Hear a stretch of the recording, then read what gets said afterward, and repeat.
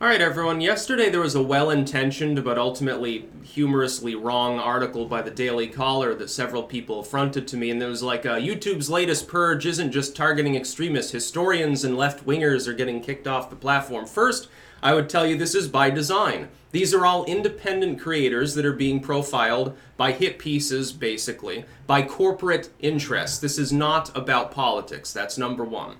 Number two, the idea that a person is a left-winger and therefore not extreme, that feeds right into the line that's being told by the partisans that have clasped onto the extremism online argument. Their argument is that if a person is on the right, that they're extreme or something, but it doesn't matter how far left they are, that's okay. Like this person's a communist or something, that's not problematic. It's only problematic if their political proclivities tend to be on the generic right somewhere. That way, people who are like a right libertarian or something like, I lean towards the right maybe on fiscal matters because I'm a libertarian, we can get classed as extreme too, despite the fact that, and what does an extremist libertarian want? They want less taxes and they want people to be left alone. Fundamentally, at the core, libertarianism is the radical notion, admittedly, that people should be left alone. Now, it's not the same as classical liberalism. I think sometimes people conflate them. I'm more of a classical liberal in some senses. I don't have a problem with the existence of a state. I'm not an ANCAP or something. I suppose those would be your extremist libertarians or fanatics or whatever you want to term them for propagandistic reasons. I don't feel too threatened by people who, by virtue of that, could never actually organize a movement.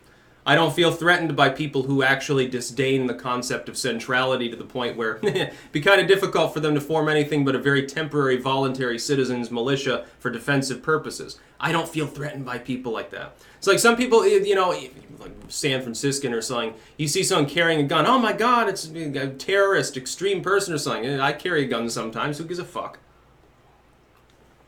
Stays in its holster. Magically, it doesn't randomly jump out of the holster and hop along the ground looking for children to shoot. It's a moronic opinion to say that, but there's something deeper here that I'd like to say. There simply isn't an extremist problem on the internet at all. On the right, on the left, whatever. It's like some people on the right, they've been gulled into the argument, and this is by design too, by these corporations.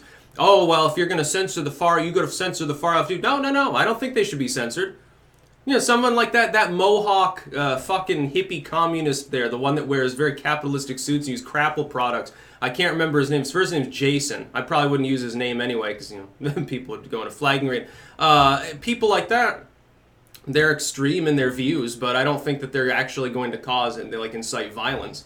He had a picture once where he had I guess a baseball bat wrapped in barbed wire and said something about Trump, and I thought it was that's a little bit on the edgy side, but it's legal. I mean, he's not physically threatening anybody. He's not saying, well, I'm going to go attack the motorcade, wish me well, or something like that. The fact is that the number of people that are radicalized by the internet is considerably lower than the number that are de-radicalized. That I can tell you for certain. If you look at crime stats since the internet became popularized, you'll see it for your fucking self. Violent crime in this country on all aspects, gun crime or not gun crime, because I know that's a special category that causes a lot of people a lot of weird emotional pressure. Suicide, homicide, anything involving weapons or killing and violence is down for the most. Rape, assault, arson, all of these things are becoming less common over time. Concurrent, roughly, with, the beginning of the end of the drug war and the beginning of the World Wide Web, essentially. I think that all three of those things are definitely related. I think that when you stop throwing people in prison for simple possession and you allow people catharsis by arguing online instead of going out and taking out their aggression physically, I think that is a good thing. But the problem is this.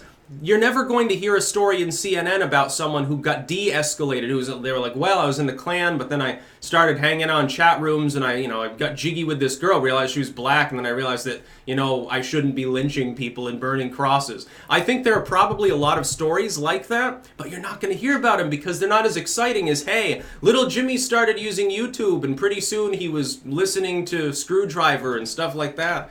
And painting swastikas in his own poop on the bathroom stalls.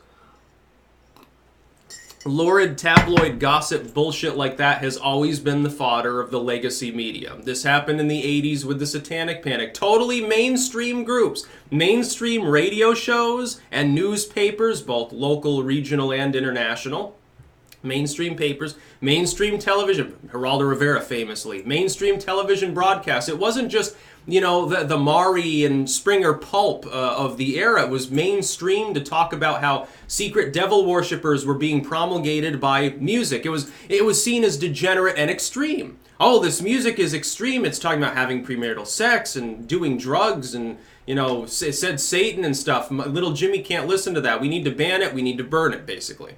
Banned and burned, basically, is what we need. They're doing the same thing now. And the same corporate interests were involved then. They made a lot of money off of all of those books. All those self-published books about the worldwide devil conspiracy. All of those shows. Geraldo Rivera's Satan's Underground was one of the most popular shows of all time.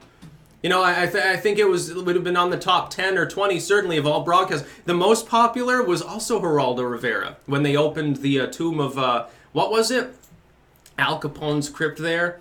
And then he said that he expected to find stuff, and they found a couple of moonshine bottles, and that's basically it. They didn't even find like a rusted out Tommy gun or anything like this, or a hat or something cool. And they certainly didn't find Al Capone's dead hand or something like that. And so Geraldo was like really fucked out about it and ended the broadcast early and was visibly shaken. But it was still extremely popular at the time. And so this was a mainstream sort of thing. It was accepted that devil worship and Wicca and all these things were tied together.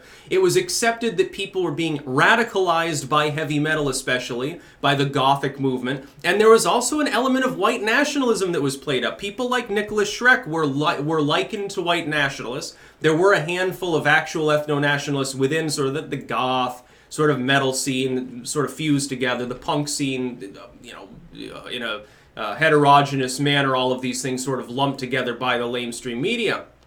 It got to the point where people who had nothing in common with these movements, just some random rocker who happens to have like vaguely right-wing political beliefs would have been likened to, a heavy metal Nazi or something like that. They would have been lumped in together, and a lot of venues would ban them. They'd be banned from playing their music. They'd be banned. Publishers wouldn't publish their books. Printers wouldn't print up their billets. Stuff like that.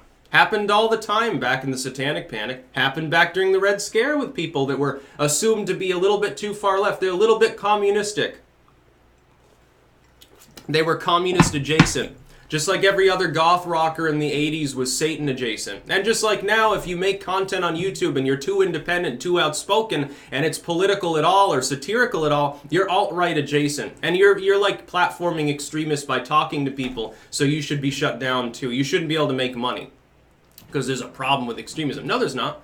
That's why this article is laughable. They mean well. They're saying, well, it's not just extremists they're going after. Absolutely. But the people being labeled extremists aren't usually extremists either. Remember the Doctor of Common Sense? Probably not. He had a very popular YouTube channel. He's no longer on YouTube. Why? He was called extreme. But he's not. He's not an extremist. He also happens to not be white. So, as far as joining the Ku Klux Klan, I think it's off the table. Some of the people, Sargon gets banned on Twitter. Yes, very extreme man. He made a joke once about a female politician. Shame on him. Happens over and over again. Blonde in the Belly of the Beast. She got kicked off of Twitter. Why? I don't know.